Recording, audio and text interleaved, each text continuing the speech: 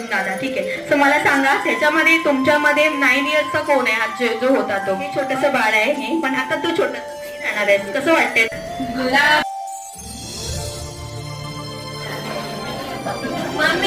Mummy is ready. Okay, पप्पा सगळे मम्मीला चटणी सांबार. असं नाही 6 दिवस पण नाही कट करायचे. आणि आता काय करायचं आहे म्हणजे काय करायचं? बाजूला उभं राहायचं. ठीक आहे. मी जेव्हा म्हणेन दुश्मन तेव्हा दुश्मन, प्रेम,